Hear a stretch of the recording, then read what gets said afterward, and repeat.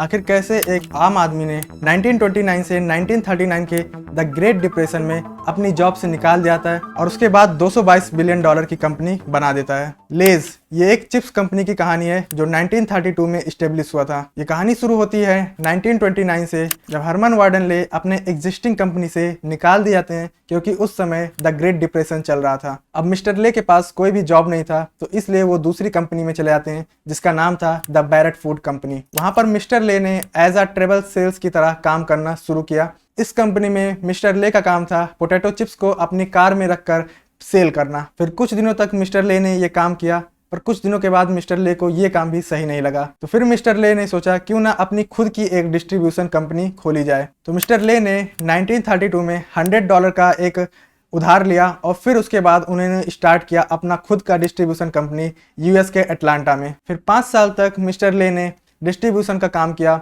और फिर उन्होंने सोचा क्यों ना अपना खुद का एक मैन्युफैक्चरिंग प्लांट लगाया जाए, क्योंकि 5 साल तक चिप्स इंडस्ट्री में काम करते करते मिस्टर ले को काफ़ी अच्छा एक्सपीरियंस भी हो गया था चिप्स इंडस्ट्री के बारे में। तो उसी वक्त मिस्टर ले ने 25 एम्प्लॉय के साथ जो उनका डिस्ट्रीब्यूशन सेंटर था उसी को उन्होंने चिप्स मैन्युफैक्चरिंग यूनिट में बदल दिया और HW लेज एंड कंपनी के नाम से चिप्स मैन्युफैक्चरिंग करना स्टार्ट कर दिया। और फिर 1944 आते आते मिस्टर ले ने अपनी कंपनी का नाम चेंज कर लेज ले लिंगो कंपनी कर दिया और उसी साल मिस्टर ले ने अपना फर्स्ट टीवी कॉमर्शियल ऐड कराया। और फिर 1961 में कंपनी का मर्जर होता है फ्रिटो कंपनी से, जो कि पहले से एक चिप्स मैन्युफैक्चरिंग कंपनी थी। तो दोनों का मर्जर होने के बाद फिर इस कंपनी का नाम चेंज होकर फ्रिटो लेज हो गया। और फिर 1965 में फ्रिटो लेज कंपनी का फिर से मर्जर होता है पेप्सिको कंपनी के साथ। ये मर्जर इसलिए होता है क्योंकि लेज ग्लोबली अपने आप को एक्सपेंड करना चाहता था, पर उसके पास डिस्ट्रीब्यूशन नेटवर्क नहीं था, इसलिए उसने पेप्सिको के साथ मर्जर किया। और फिर फ्रिटो लेज पेप्सिको कंपनी के साथ मर्जर करके अपने आप को ग्लोबली एक्सपेंड कर लेता है। अब बात करते हैं लेज इतना ज़्यादा फेमस कैसे हो गया ग्लोबली। तो इसका रीज़न है लेज हर कंट्री के लोकल फ्लेवर्स के अकॉर्डिंग अपने चिप्स को मैन्युफैक्चर करवाता है। कई सारी कंपनी होती हैं जो उनका प्राइम प्रोडक्ट होता है वही ग्लोबली लॉन्च कर देते हैं केवल पैकेजिंग चेंज करके, जिससे कई कंपनियां बुरी तरह से फेल हो जाते हैं जब वो ग्लोबली अपने आप को एक्सपेंड करते हैं। पर लेज को ये पहले से मालूम था, इसलिए लेज ने पहले से ही डिसाइड कर लिया था कि वो जिस जिस कंट्री में जाएंगे उस कंट्री के लोकल फ्लेवर के अकॉर्डिंग अपने चिप्स को मैन्युफैक्चर करेंगे और पैकेजिंग भी करेंगे। जैसे अगर लेज की इंडियन फ्लेवर्स की बात करें तो ये सारे हैं लेज के इंडियन फ्लेवर्स,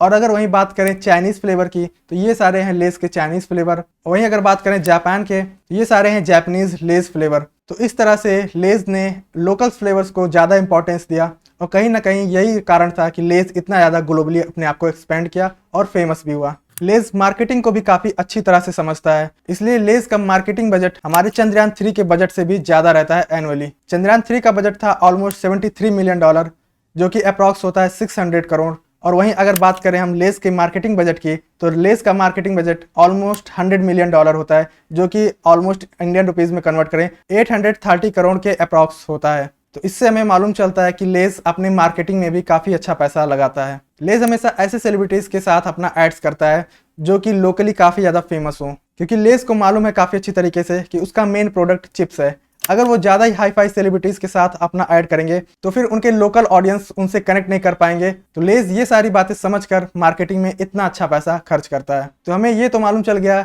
लेज का कैसे ओरिजिन हुआ और लेज के मार्केटिंग का तरीका क्या होता है। तो अब बात करते हैं लेज के रॉ मटेरियल से लेके डिस्ट्रीब्यूशन सिस्टम तक ये सारा प्रोसेस कैसा है। तो लेज अपने रॉ मटेरियल यानी आलू के लिए लोकल फार्मर से कि तुम आलू उगाओगे हमारी एग्रीकल्चर एक्सपर्ट टीम के डायरेक्शन पर, और हम तुम्हें सीड, फर्टिलाइजर ये सारी चीजें भी हम ही देंगे, क्योंकि लेज का रॉ मटेरियल ही आलू है। अगर आलू सही क्वालिटी का नहीं होगा तो चिप्स का टेस्ट भी सही नहीं आएगा, इसलिए लेज इतना ज़्यादा अपने रॉ मटेरियल का ख्याल रखता है। अब एक बार रॉ मटेरियल फैक्ट्री में पहुंच गया तो वहां पे पैकेजिंग होगा। पैकेजिंग होने के बाद ये चला जाएगा डिस्ट्रीब्यूटर के पास और डिस्ट्रीब्यूटर उसे भेज देगा छोटे डिस्ट्रीब्यूटर के पास, और फिर छोटे डिस्ट्रीब्यूटर से ये रिटेल आउटलेट तक पहुंच जाता है। तो ये सिस्टम है लेज का।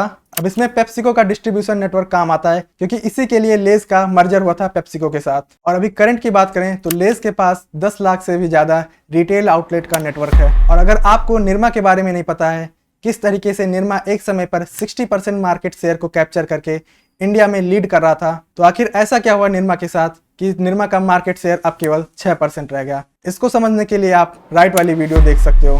Thank you.